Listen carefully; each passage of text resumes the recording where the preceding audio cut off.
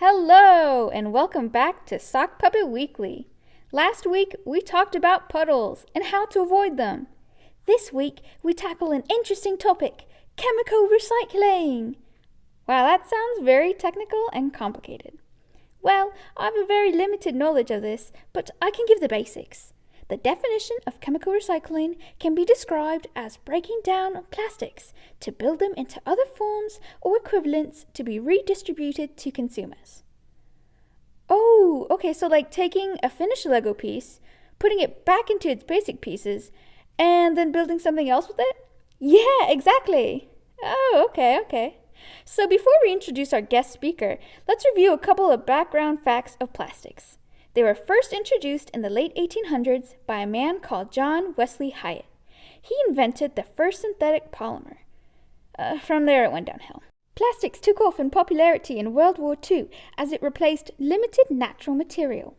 After the war, scientists continued to adopt plastic uses and it became a main component in products everywhere. Wow, this sounds like a really cool product. No, wrong. This is bad. Plastics are bad for the environment. They take a really long time to decompose.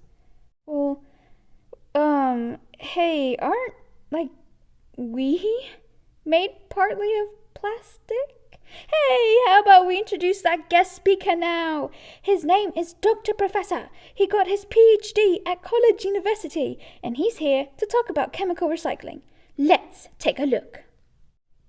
Hello all, it's Dr. Professor, middle name Haynes, loved it so much, tattooed it on my chest, here to talk chemicals, here to talk plastics, here to talk to you. Chemical recycling can be broken down to three main components. The first one is solvent-based purification. This process dissolves plastics into solvents. From there, purification separates the polymers from any contaminants. These polymers are then dissolved into the solvents, which are then selectively crystallized. The plastics used for this method are PVC, PS, PE, and PP. Solvents can be used selectively to isolate any of this one type. The second method is called depolymerization, also known as chemolysis. This is the reverse of polymerization and results in oligomers. Quick definition, oligomers are single monomer molecules, or short polymer fragments. These monomers are similar to the polymers used in the creation of plastics, so the resulting products are relatively identical to virgin quality monomers. However, this process can only be used on PET, polyamides, and polyurethanes. The last component is called feedstock recycling. This is any thermal process that converts polymers into simpler molecules. There are two main processes I'll discuss. The first one is pyrolysis, the process where plastics are broken down into basic hydrocarbons by heating without any oxygen present. This can be processed the same way as oil and can be used as fuel. Pyrolysis can be enhanced with catalytic degradation, where a suitable catalyst is used to increase the heating process. This practice only includes PE, PP, PB, PS, and acrylic glass known as PMMA.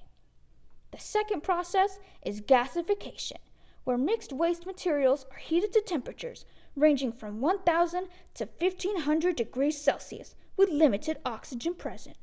This procedure breaks down the molecules into their simplest components, resulting in the formation of syngas. Syngas is a mixture of hydrogen, carbon monoxide, and small amounts of carbon dioxide. This is used to make different chemicals for plastic production. Gasification is usable for all plastics. It's important that humans find a way to reduce the use of plastics, and while chemical recycling doesn't remove the use, it allows the already made plastics to be able to be reused. This decreases the production of new virgin quality plastics. Another benefit is that when it's broken down, it can be used for fuel and oil. Hopefully humans get it together. Anyways, thank you all for having me today and enjoy your newfound knowledge. Haha, he said no, stick to the script. So there's methods to recycling plastics and cleaning up the planet. I know life right now, at least, can't exist without it, but at least we can curb the addition of new ones. Well said. Are we going to be recycled one day? Who knows, if we're lucky. Well, thanks you all for joining us this week. Tune in next week when we discuss the heavy subject of socks with sandals and the controversy surrounding it. Bye!